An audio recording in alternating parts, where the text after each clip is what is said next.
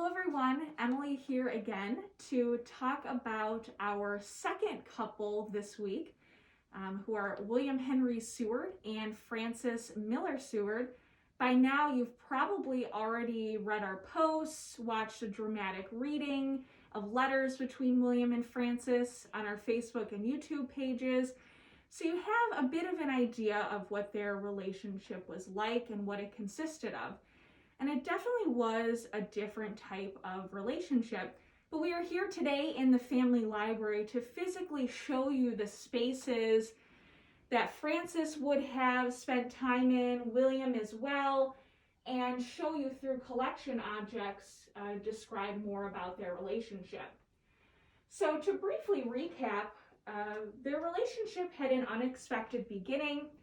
Frances and her sister Lizette were attending the Troy Female Seminary, known today as the Emma Willard School in Troy, New York.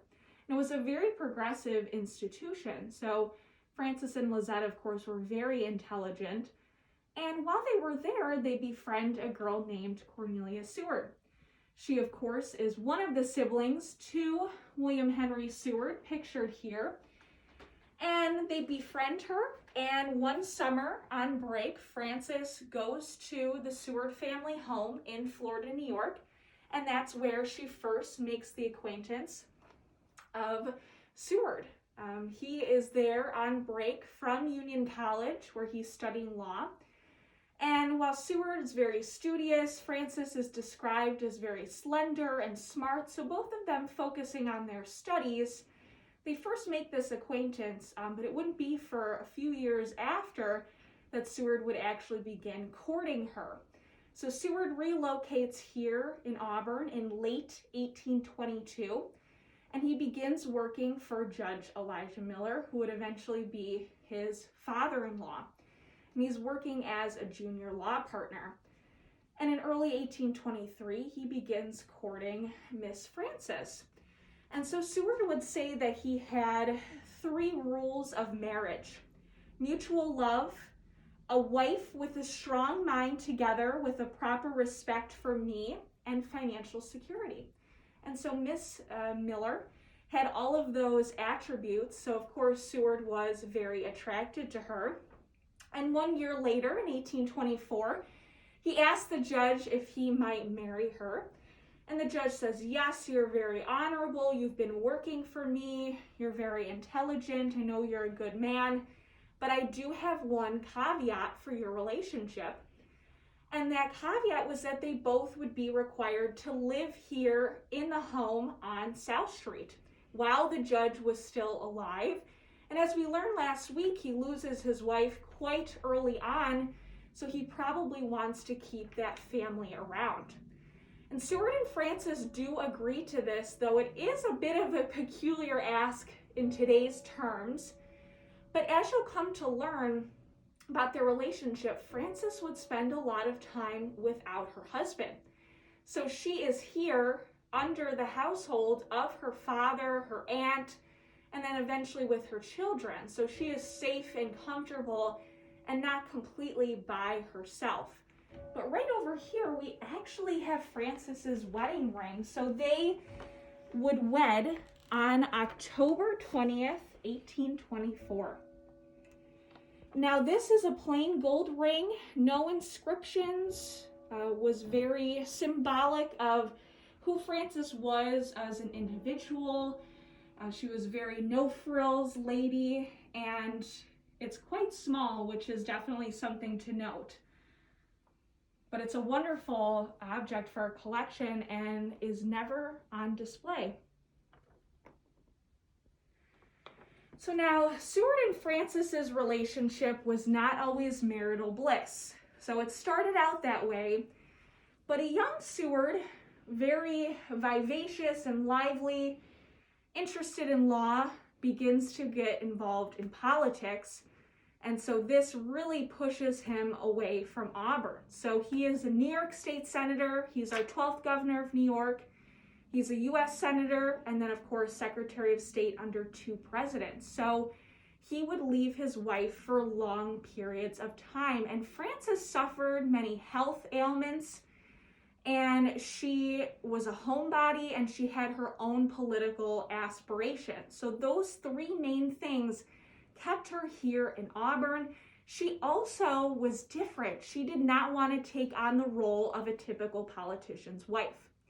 So that meant that their relationship was, of course, as we saw last week, maintained through letters. So here on this couch, we have Frances's lap desk that she would have used when she was here in the home in Auburn. And you can imagine her sitting here, these words being written on the page, flowing right through her pen for her husband, expressing how much she misses him. She was a mentor for him, a guide. They worked together politically.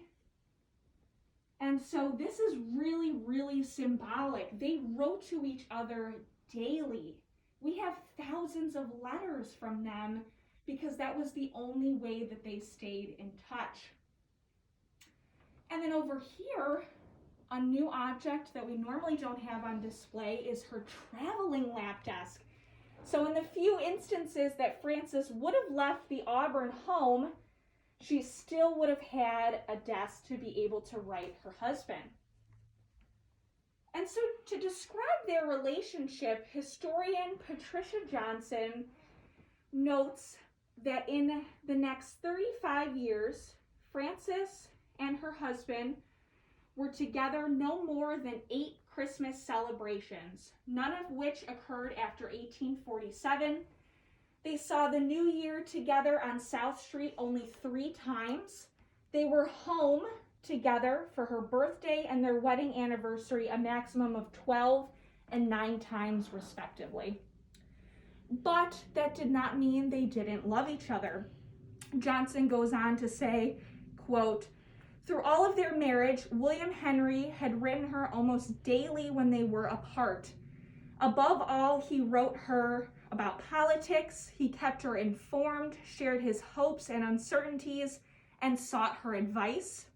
He made her feel that her views were important, and she poured them out in letter after letter.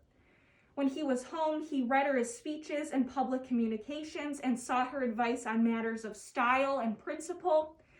He usually incorporated her suggestions. During the debates on the Compromise of 1850, he traveled from Washington to solicit her comments on his second major speech." So if that doesn't describe the relationship, I don't know what does. But as you can see, letters were really pivotal for his political career. Things would have been quite different if he didn't have Frances as his wife and the support that she gave him. And to conclude, I have 2 excerpts from a letter from Seward to Frances. December 1834, he writes, quote, "My heart is with you and beats with you every impulse which you beautiful and affecting ought to call forth. I will not fail to write again and better and write soon. Your affectionate Henry." He says, "You are constantly in my thoughts, and the pleasure I enjoy in writing these letters is of itself an inducement sufficient to make me avaricious of time to write them." Thank you so much for tuning in. We'll see you next week.